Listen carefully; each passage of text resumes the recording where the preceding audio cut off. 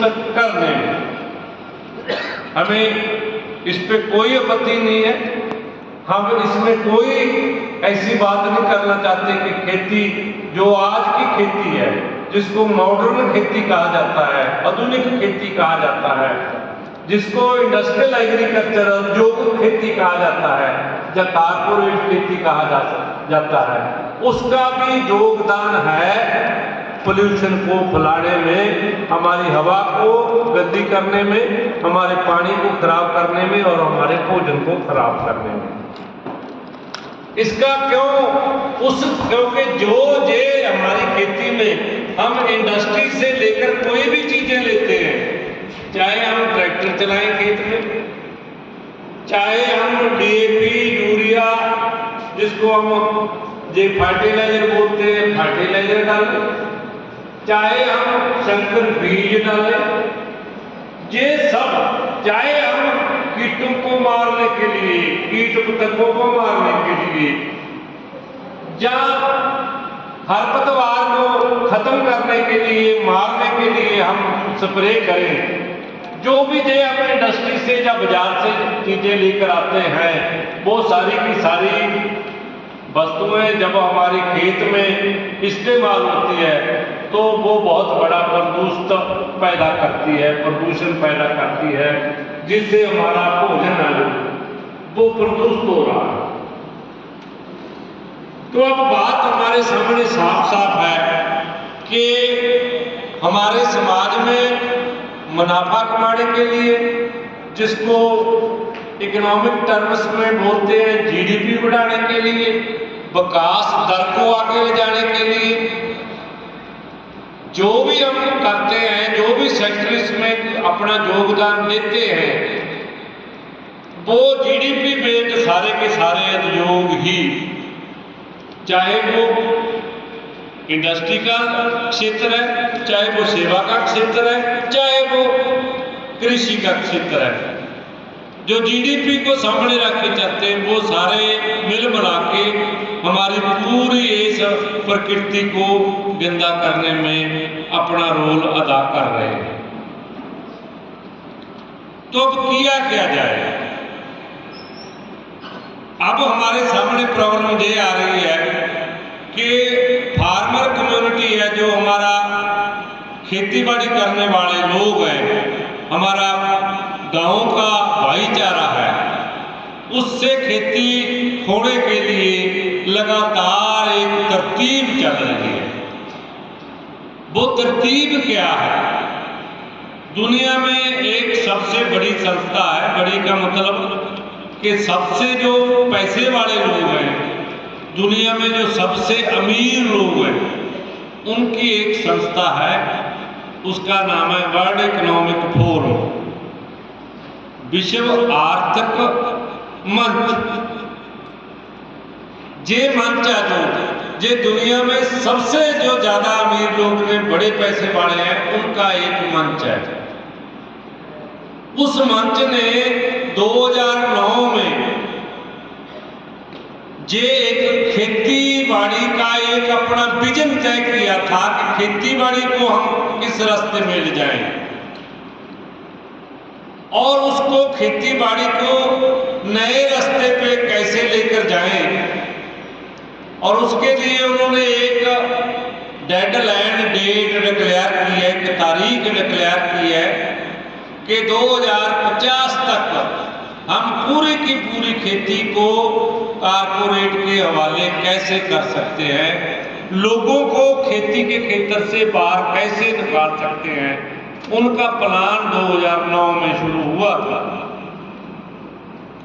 और मैं आपको एक बात चेते कराना चाहता हूं कि 2009 के प्लान के लिए उसने 2017 में पहली बार हिंदुस्तान के बारे में सोचा था, और 2017 में उन्होंने 20 दुनिया की कंपनियों को मिलाया और उन कंपनियों को कहा कि हिंदुस्तान की, भारत की खेती को कैसे हम कारपोरेट के हवाले कर सकते हैं, उसकी पॉलिसी बनाई जाए, उसके लिए सरकार से बात की जाए ताकि उस पॉलिसी के मुताबिक सरकार अपनी संसद में कोई कानून पास करे।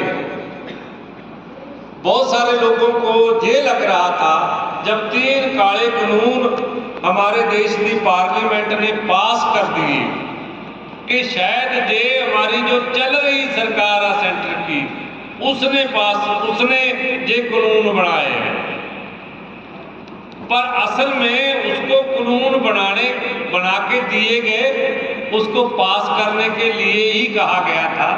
बनाने में इनका रोल नहीं था।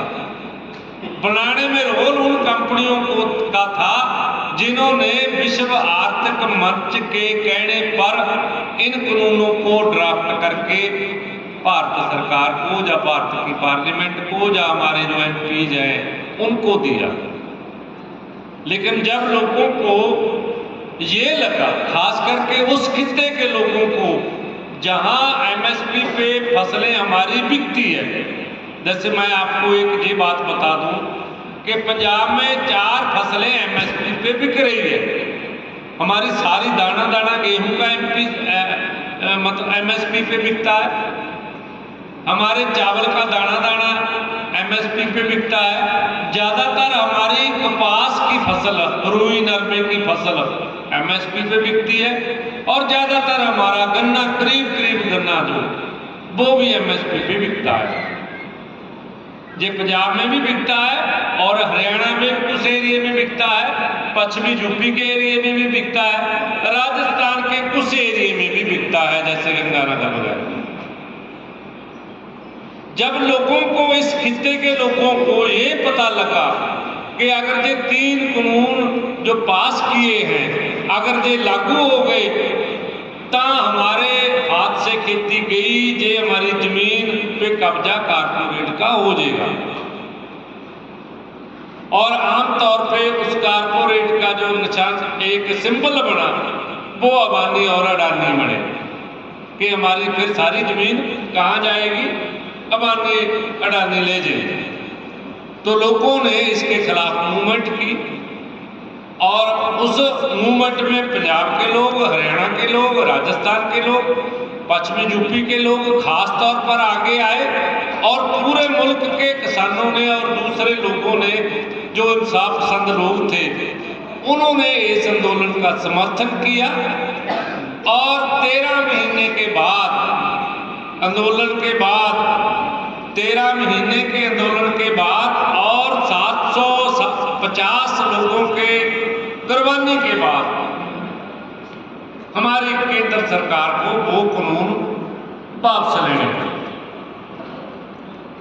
और किसानों की इसको बहुत बड़ी जीत कहा गया, क्योंकि उन्होंने बड़ी ही विपरीत परिस्थितियों में इस स्ट्रगल में वो रहे।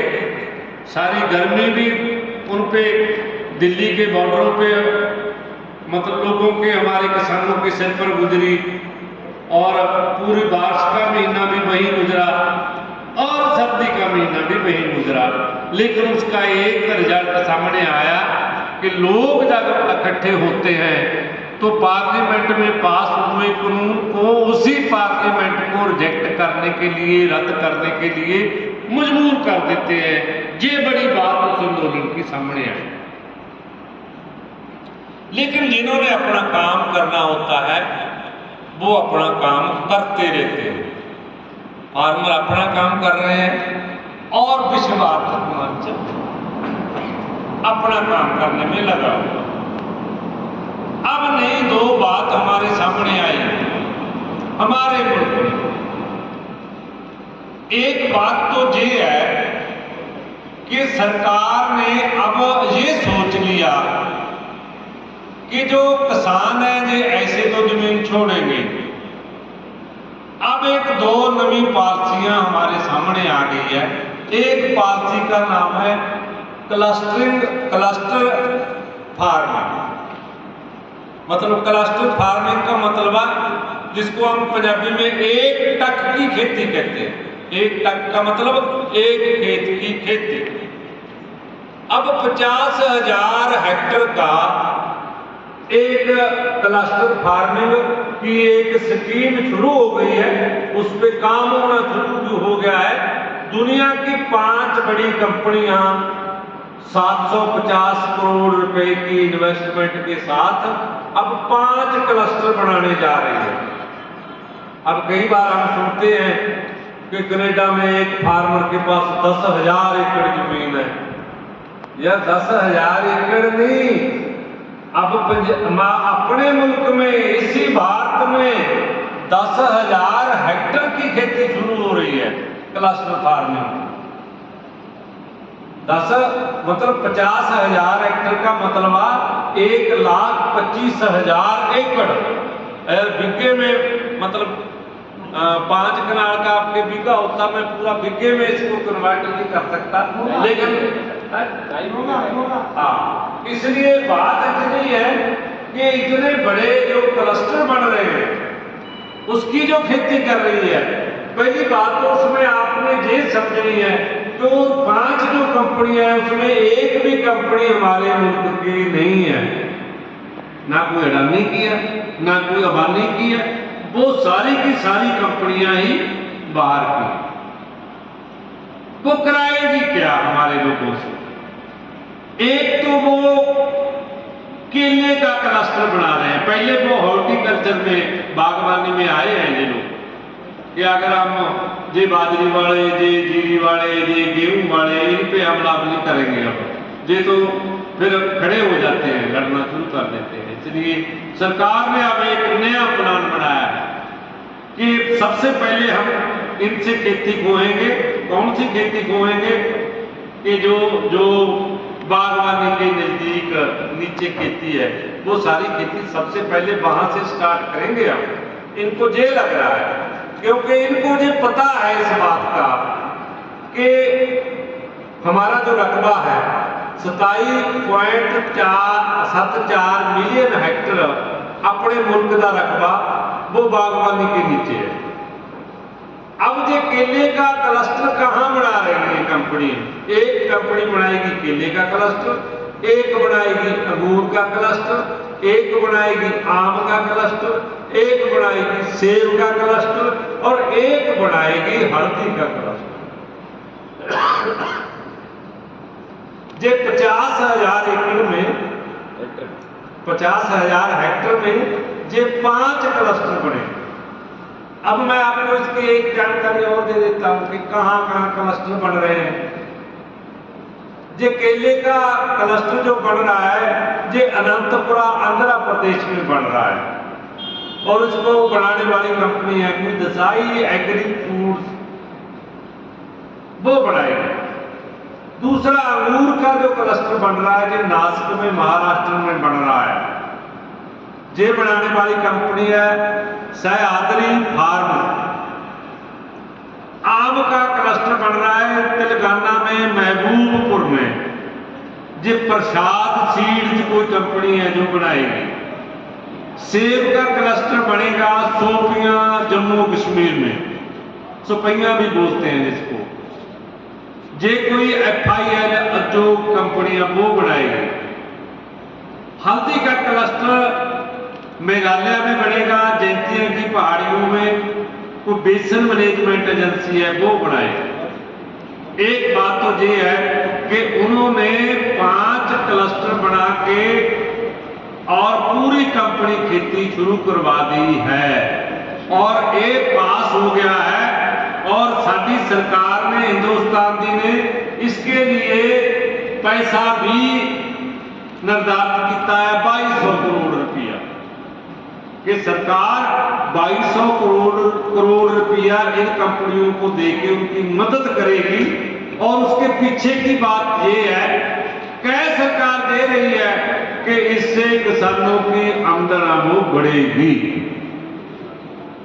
जैसे 2019 की इलेक्शन से पहले हमारे सामने उस समय की सरकारी पार्टी ने ये स्लोगन दिया था कि 2022 से पहले किसानों की आमदनी दुगनी हो जाएगी।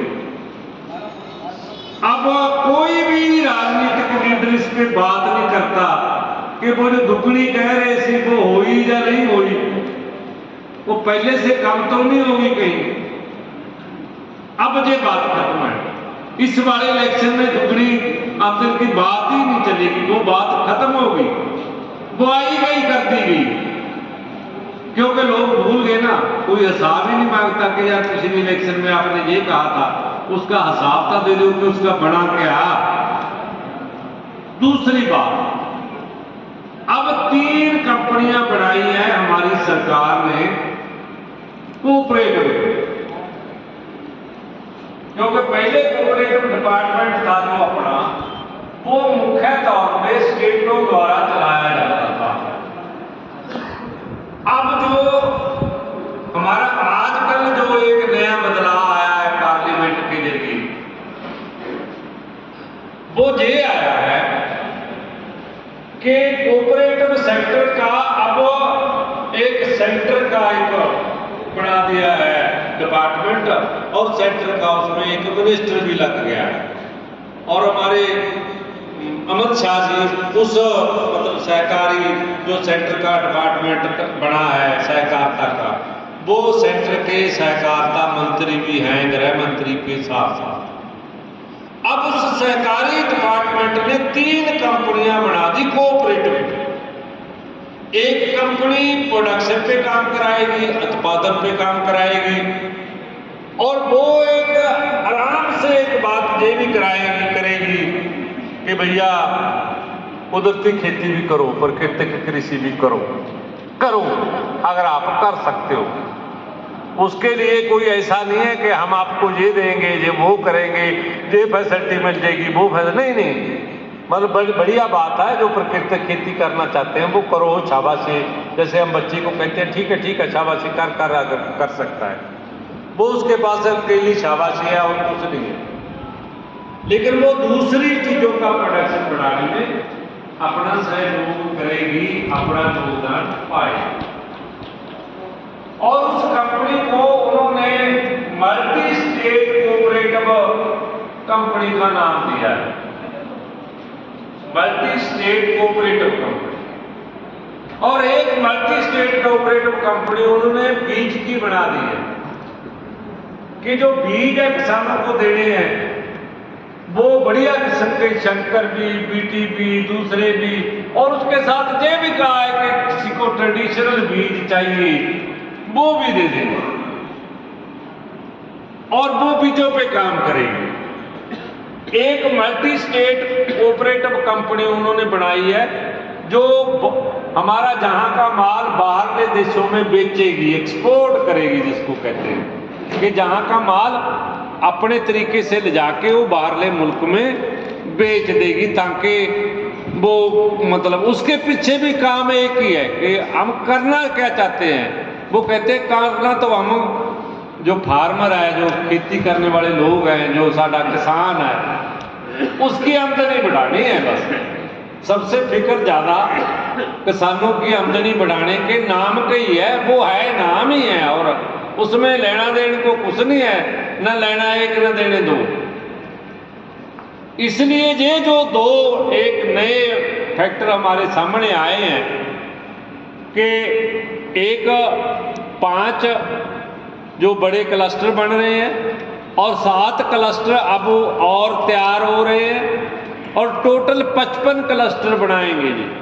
पहले बागबानी के बनाएंगे, फिर वे अलग अलग चीज़ों के दूसरे भी बनाएंगे, जैसे आलूओं का एक क्लस्टर बना दिया, टमाटरों का एक क्लस्टर बना दिया, ऐसे सब्जियों के अलग अलग क्लस्टर बन जाएंगे, प्याज का बना दिया, ऐसे क्लस्टर लगातार बनेंगे।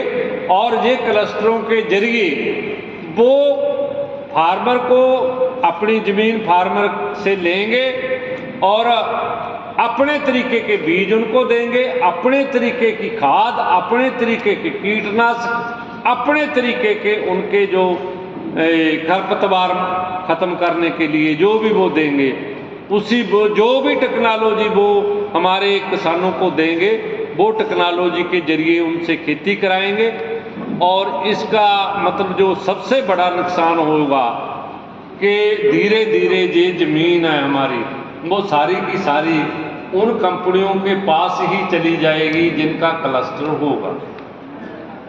एक तो सीधा इसका नुकसान हमें ये होने वाला है। दूसरा इसका नुकसान हमें ये होगा कि जो प्रकृति में विविधता है, वो विविधता जो खत्म कर देंगे। जैसे 10,000 हेक्टेयर का केले का क्लस्टर बन गया तो वहां केले के अलावा और कोई भी फसल नहीं बोई जाएगी, और जितनी भी विविधता है फसलों की, और उन फसलों की वजह से जितनी भी विविधता है कीटों की, और उनकी वजह से जितनी भी विविधता है वनस्पति की, वो सारी विविधता खत्म होएगी, और इससे हमारा जो पर्यावरण का संतुलन है वो सारे गड़बड़ा जाएगा। इसलिए ये जो दो बड़े नुकसान हमारे को होंगे, एक होगा कि खेती जमीन धीरे धीरे 5 साल बाद 10 साल बाद, क्योंकि वो जो थोड़ी जमीन वाला 5-7 एकड़ वाला या 10-20 एकड़ वाला फार्मर है वो ज़्यादातर उनके साथ चल नहीं सकेगा। जब कोई आगे ज़्यादा आगे निकल जाता है, कोई मेरे वर्गा कमज़ोर फार्मर पीछे रह जाता है, फिर उसके पास उस खेल से बाहर निकलने के अलावा और कोई रास्ता ही नहीं रहता। जैसे हम दौड़ में देखते हैं ना कि जब वो स्टेडियम में दौड़ लगती है, जो तो अगले हों, जो 3, 4, 5, 7 जो पूरा आगे पीछे मतलब थोड़े मोटे फर्क से भाग रहे हैं, वो तो भागते रहते हैं। जो मेरे वर्ग का 200 मीटर पीछे ही रह गया वो फिर रास्ते में उस रेस से बाहर निकल जाता है। यही बात हमारे साथ ये कंपनियां करेंगी। ये कंट्रैक्ट फार्मिंग से भी ज्यादा बुरी बात साबित होएगी हमारे लोगों के लिए। कंट्रैक्ट तो बदल भी सकता है, क्लस्टर बदलेगा नहीं। क्लस्टर को पैदा जो चलाने वाली कंपनियां वो ही रहेगी, क्योंकि सब तो ज़्यादा इन्वेस्टमेंट वो ही कर रही है, पैसा वो लगा रही है, टेक्नोलॉजी वो दे रही है, और ट्रेनिंग वो दे रही है, वो सारी चीज़ें वो ही कर रही है। इसलिए ये नहीं है कि 5 साल के बाद क्लस्टर बदल गया। क्यों? जैसे अब उन्होंने सेब का क्लस्टर बना लिया, आम का क्लस्टर बना लिया, ये थोड़ी होएगा कि 5 साल के बाद आप सेब के पेड़ हैं वो उनको उखाड़ दोगे, और 5 साल के बाद जो आम के पेड़ हैं उनको आप उखाड़ दोगे, ऐसा नहीं होगा। वो उनका पक्का बन जाएगा काम। इसलिए ये जो अब नई नीतियां हमारी सरकार लेकर आ रही है, हमारी पार्लियामेंट लेकर आ रही है, इन पे अगर हम लोग खेती करने वाले लोग कान नहीं धरेंगे तो हम आगे नहीं बढ़ पाएंगे। सो इसलिए एक बात मैं लास्ट में ये कहूँगा आपके सामने कि जो भारतमाला फलानी माला के तहत ये जो जमीन ली जा रही है, लोगों की जमीन खुस रही है, और लोगों का खेत 2-2 हिस्सों में तब्दील हो रहे हैं। भारतमाला दरमियान में निकल गई, आधा खेत मेरा उधर रह गया, आधा खेत इधर रह गया, उसके नीचे में पानी नहीं गुजर सकता। भारतमाला के नीचे आप कोई चीज़ ऐसे नहीं कि अपनी मोटर का पानी, अपने खाड़ का पानी उसके नीचे से, ट्यूबवेल का पानी उसके नीचे से निकाल लेंगे, ये बात नहीं है। ये उसके रूल में है कि उसके नीचे से कुछ नहीं निकलेगा, सवाए कोई नहर के, सवाए कोई बड़े सूए कसी। तो ये जो बढ़ रही है, ये बड़े कारपोरेट हमारी ज़मीन खोस के ये हमें कह रहे हैं कि चलो ऐसा कर लो, हम आपको यकमुक्त पैसे दे देते हैं। मैं इससे आपको एक अपील करना चाहता हूं कि ये जो संसाधन कोई भी हमारी जमीन लेकर कोई प्रोजेक्ट लगाता है, कोई फैक्ट्री लगाता है, कोई उद्योग लगाता है, कोई रोड बनाता है, उसके साथ हमारा एक अगर हमें वो देनी पड़ जाए जमीन, तो एक शर्त पे किसान अपनी एक शर्त रखें। इस पे आप विचार करो कि वो शर्त कौन सी हो। वो शर्त रखें कि हम जब्त मुक्त सारे पैसे नहीं उठाएंगे, हम आपको जमीन पूरी की पूरी आपके नाम नहीं करेंगे, हम नहीं रजिस्ट्री कराएंगे, हम उस प्रोजेक्ट में हमारा हिस्सा रखो, शेयर रखो। सपोज करो भारतमाला जा रही है, हमारी जमीन उसमें आ गई और किसानों ने विरोध भी किया, लेकिन फिर भी हमारी ताकत सरकार के सामने उतनी नहीं बढ़ पाई जितनी बढ़नी चाहिए थी, वो जमीन ले गई। पर हम इस बात पे तो स्टैंड करें कि जिस भारतमाला के लिए आपने हमारी जमीन अधिग्रहण कर ली है, उससे जो इनकम आ रही है महीना वार, वो इनकम हमारे खाते में भी तो कुछ आए, उसमें हमारा हिस्सा क्यों ना हो। हमारे को जख्त मुक्त पैसे दे के आप हमारे को खेत से बाहर कैसे कर दोगे कि हमारी जो जमीन है, जे पुस्त दर पुस्त, पीढ़ी दर पीढ़ी हमारा पक्का एक आमदन का स्रोत है, वो ही हमारे से वो खो रहे हैं। क्या हम इस बात पे स्ट्रगल नहीं कर सकते कि हम ऐसा नहीं देंगे? अगर आप किसी तरीके से लेना चाहते हो तो हम एक शर्त पे देंगे कि कुछ पैसा हमें जख्त मुक्त दो, बाकी हमारा शेयर रखो उस प्रोजेक्ट में। और जो भी महीने की इनकम, जैसे ये टोल लगाते हैं, इनको डेली इनकम आती है, हमारे को डेली नहीं देते हैं, सप्ताहवार दे दें यार। सप्ताहवार नहीं देंगे तो महीनेवार दे दें। हमारे खाते में भी फिर तो कुछ अपना जितना भी हिस्सा बढ़ता है हम उस डीड में लिखा जाना चाहिए कि ये फार्मर की इतनी जमीन आई है, ये फार्मर की इतनी जमीन आई है, इसका इतना हिस्सा, इसका इतना हिस्सा। जितना भी हमारा हिस्सा बढ़ेगा, ज़्यादा जमीन आ गई उसका ज़्यादा बढ़ जाएगा, जिसकी कम आ गई उसका कम बढ़ेगा। यार महीना बाहर उसके घर में कोई आए तो सही, ताकि उसका नून तेल तो चलता रहे, उसके बच्चे भूखे तो ना मरे। हमारे चलो जी कई बार काल आ जाता है, एक फसल मर जाती है, अगली फसल तो हो जाती है। इसलिए एक बात तो ये है कि इस पे हमें स्पष्ट स्टैंड लेने की जरूरत है, हमें स्पष्ट सोच बनाने की जरूरत है कि हम अपना प्राकृतिक संसाधन, हमारी जमीन जो हमारे पुरखों ने हमें दी है, हम इनको ऐसे नहीं देंगे जा रहे, इस कागज के नोट पीछे बिल्कुल ही नहीं देंगे। हमें अगर इनको चाहिए तो जो इनको आमदन का साधन बनेगा, उस आमदन के साधन में हमारा हिस्सा क्यों ना हो। भी इनको ज्यादा आमदनी सामने आती है, इनको ज्यादा रुपये सामने आते हैं, हमारे बच्चे कहाँ से पढ़ेंगे फिर? वो उनका नून तेल, उनकी रसोई कैसे चलेगी? इसलिए एक बात तो मैं ये कहना चाहता हूँ, एक बात मैं लास्ट में आपके सामने ये कहना चाहता हूँ कि खेती पानी से जुड़ी हुई है और पानी का संसाधन है नदी। खेती पर्यावरण से जुड़ी हुई है, पर्यावरण में योगदान है बहुत, सबसे बड़ा ग्रीनरी का, जंगल का, पेड़ पौधों का। खेती शुद्ध हवा से जुड़ी हुई है, खेती मौसम से जुड़ी हुई है, खेती जीव जंतु से जुड़ी हुई है। हमारा पर्यावरण जिन सब चीजों से जुड़ा हुआ है उन सब से जुड़ी हुई है हमारी कृषि। इसलिए एक बात लास्ट में मैं आपके सामने ये कहना चाहता हूं कि यार नदी चल रही है और नदी को रोक रहे हैं, और हम लोग भी ये कह रहे हैं कि उसके किनारे ऊंचे कर दो, उसके किनारे पत्थर के बना दो, उसके किनारों पे रोड बना दो ताकि नदी बाहर ना निकले, हमारे खेत में ना आए। लेकिन ये प्रकृति विरोधी काम है जिसमें हम भी शामिल कई बार हो जाते हैं। नदी का क्या कोई अधिकार नहीं है क्या? जैसे हमारे को प्रकृति ने पैदा किया है, नदी को भी इसी प्रकृति ने पैदा किया है। क्या उस नदी का कोई अधिकार नहीं है कि वो अपने कंडे तोड़ के अपने खूब आराम से चले?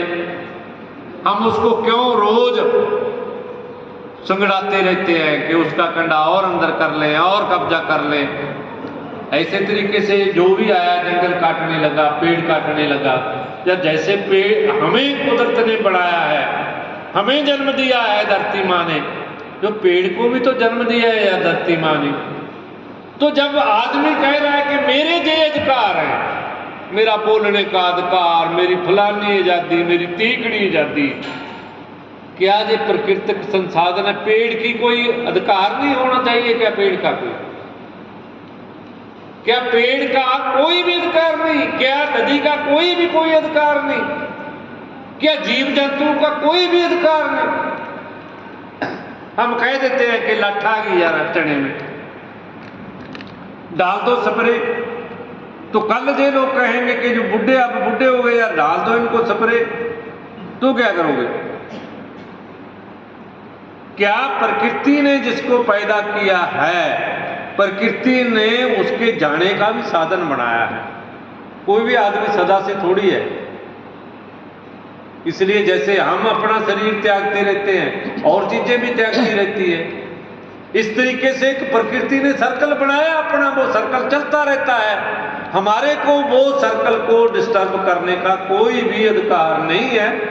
इसलिए हम ये कहना चाहते हैं कि प्राकृतिक संसाधनों का भी अधिकार निश्चित होना चाहिए और इसके लिए लोगों को आवाज बुलंद करनी चाहिए कि जो संसद वाले हैं ना, ये तो बना लेते हैं कि हमारा पत्ता इतना, हमारी तनख्वाह इतनी, ये तो संसद में पास कर लेते हैं, अपने अधिकार ले लेते हैं। चलो ले लें यार, कोई बात नहीं, लेकिन यार पेड़ का भी तो कोई अधिकार बना दो। उसने इतनी समय हमारे को छाया दी, इतना समय उसने हमारे को लकड़ी भी दी और जीव जानवरों को लिए उसने निवास भी दिया, क्या उनका अधिकार करना चाहिए? सबसे ज्यादा फ्लड उस समय आने शुरू हुए हैं जब नदियों को बांधना शुरू किया गया, नदियों पे डैम बनाए गए और डैम के साथ, बस मैं बंद करना चाहता हूं, डैम के साथ बिजली बनाने का चलन चला।